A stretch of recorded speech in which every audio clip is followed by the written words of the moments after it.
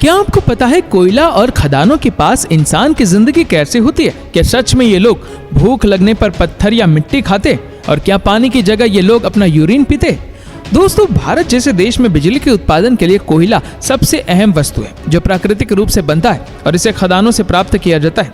लेकिन कोयला एक तरफ जहां शहरों को जगमग कर रहा है, वहीं दूसरी तरफ कोयला खदानों के पास गांव और वहां रहने वाले लोगों का जीवन पूरी तरह से अस्त व्यस्त हो चुका है।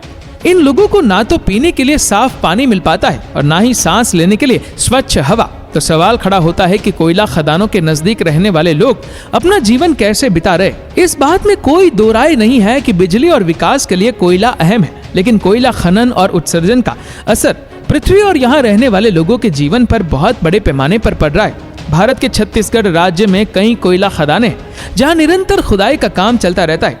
कई लोग इन खदानों में काम करके रोजगार प्राप्त करते हैं, तो वहीं छत्तीसगढ़ के बड़े शहरों में इसी कोयले से बिजली तैयार की जाती है। लेकिन छत्तीसगढ़ के कोरबा जिले में कोयला खदानों की वजह से स्थानीय और मूल निवासियों को काफी परेशानियों का सामना करना पड़ रहा है, जिसके बारे में शायद ही कभी कोई बात करता है।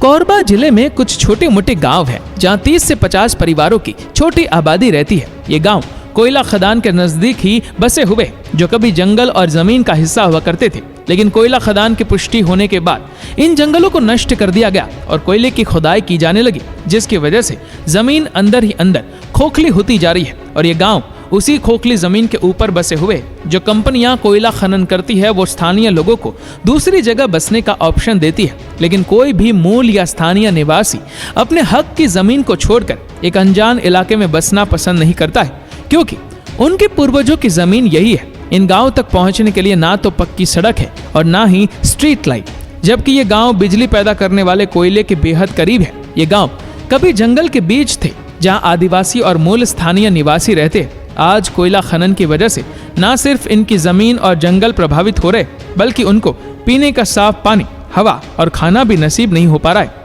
इन इलाकों में कोयला खनन और उसकी धुलाई की वजह से पानी के प्राकृतिक स्रोत गंदे हो रहे, जिसकी वजह से पानी में कोयले की गंदगी और कालापन मिक्स हो जाता है। इसके अलावा कोयला खदानों को फोड़ने के लिए विस्फोटक का यूज किया जाता है, जिसके हानिकारक तत्व पानी में मिक्स हो जाते हैं। अगर स्थानीय लोग इस पानी को पीते हैं तो उन्हें तेज बुखार, पेट दर्द, सिर दर्द और बदन दर्द जैसी समस्याओं का सामना करना पड़ता है। इस तरह के गंदे पानी को पशुओं को भी नहीं पिलाया जा सकता है, क्योंकि उनके बीमार होने और मरने के चांस बढ़ जाते हैं। स्थानीय लोग बताते हैं कि कोयले से युक्त गंदे पानी से खेती करना भी संभव नहीं है, क्योंकि पानी में विषैले तत्व मिट्टी के उपजाऊपन को खत्म कर देते हैं और इस वजह से खेतों में फसल तैयार नहीं हो पाती है। स्थानीय लोगों को पीने के पानी के लिए कई मील का सफर तय करके खदान से दूर जाना पड़ता है, जहां वो प्राकृतिक जल स्रोतों से पीने योग्य पानी भरते हैं। कोयला खनन की वजह से स्थानीय लोगों को अपनी जमीन से भी हाथ धोना पड़ रहा है, जिसका सबसे ज्यादा असर आदिवासी लोगों के जीवन पर पड़ रहा है। कोयला पट्टी के पास ऐसे बहुत से आदिवासी समुदाय रहते हैं जो अपने पूर्वजों की जमीन को खो चुके हैं, और वहीं जिन लोगों के पास जमीन है वो खेती करने योग्य भी नहीं रही है। ये लोग कम पढ़े लिखे हैं और अपने अधिकारों से पूरी तरह से अवगत नहीं है, जिसकी वजह से कोयला खनन करने वाली कंपनियां, सरकार और अधिकारी इनकी शिकायतों और अधिकारों पर विशेष ध्यान नहीं देते हैं। कुछ भूमि अधिकार कार्यकर्ता कोयला पट्टी के आसपास रहने वाले लोगों के अधिकारों के लिए लड़ते हैं और सरकार को उनके जमीन खोने और कोयला खनन से हो रहे नुकसान के बारे में अवगत करवाते हैं।